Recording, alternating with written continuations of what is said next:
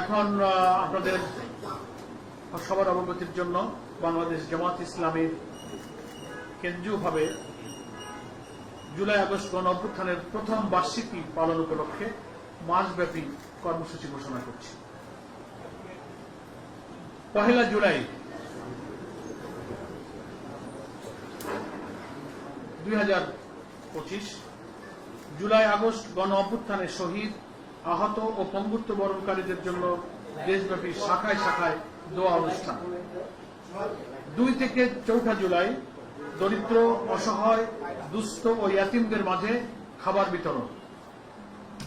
8 থেকে 15 জুলাই জামাত নেতৃবৃন্দ শহীদ ও আহত পরিবারের সাথে সাক্ষাৎ করবেন, মত বিনিময় করবেন এবং তাদের দোয়া অনুষ্ঠানে শরীক হবেন।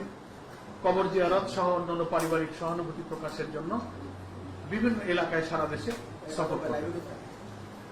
16 জুলাই ঐতিহাসিক দিন, শহীদ আবু সাইদ, যার দুঃসাহসী, মৃত্যু ভয়হীন, অকুত ভয় চেতনা সারা দুনিয়াকে নাড়া দিয়েছিল। বাংলাদেশের সমস্ত মানুষ ঘর থেকে বেরিয়ে এসেছিল তার এই সাহসী জীবনদান। সেই স্মরণে আমরা রংপুরে আলোচনা সভা এবং দোয়া অনুষ্ঠানের আয়োজন করেছি। 19 জুলাই জামাত ঘোষিত যে 7 দফা, সেটা বাস্তবায়নের জন্য ঐতিহাসিক সরোয়ার্দী উদ্যানে আমরা জাতীয় সমাবেশের ডাক দিয়েছি। 19 জুলাই সরোয়ার্দী উদ্যানে দুপুর 2টায় শুরু হবে এবং একই দিনে বাংলাদেশের ওই অভ্যুত্থানের 2000 প্রায় শাহাদাত বরণ ছিল তাদের পরিবার এবং গুরুতর আহতদেরকে নিয়ে একটা আয়োজিত অনুষ্ঠান হবে। সেই অনুষ্ঠানে আমাদের সম্মানিত আমির জামাত ডক্টর শফিকুর রহমান সেই অনুষ্ঠানে অংশগ্রহণ করবেন। জামাত নেতৃবৃন্দ সেখানে অংশগ্রহণ করবে। 20 থেকে 24 জুলাই এই কয়েকদিন জুলাই আগস্ট গণ অভ্যুত্থানের মূল উদ্দেশ্য গণপ্রত্যাশা পূরণের লক্ষ্যে রাজধানী সহ বিভিন্ন শাখায় শাখায় সেমিনার, সিম্পোজিয়াম, সভা সমাবেশের আয়োজন করা হবে। 25 থেকে 28 জুলাই জুলাই আগস্ট গণ অভ্যুত্থানের উপরে ডকুমেন্টারি প্রদর্শন করা হবে এবং সাংস্কৃতিক অনুষ্ঠান হবে সারা দেশে।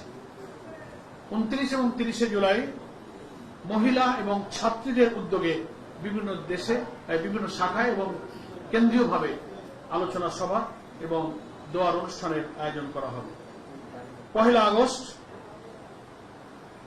আগস্ট একটি জাতীয় সেমিনারের আয়োজন করেছি আমরা।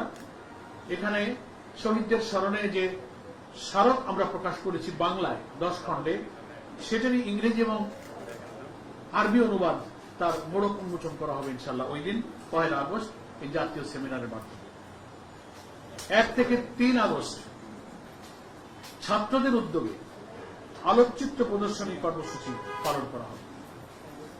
5 আগস্ট, যেটা আমাদের গণ অভ্যুত্থানের ঐতিহাসিক বিজয়ের দিন, পতিত স্বৈরাচার ফ্যাসিবাদের দেশ ছেড়ে পলায়নের দিন, সেই দিন দেশব্যাপী জামাত ইসলামী গণ মিছিলের আয়োজন করবে এবং রাষ্ট্রীয় যে কর্মসূচি ঢাকায় এবং সারা দেশে শাখায় শাখায় সরকারের পক্ষ থেকে আয়োজিত হবে, সেখানেও আমাদের নেতৃবৃন্দ অংশগ্রহণ করবেন ইনশাআল্লাহ।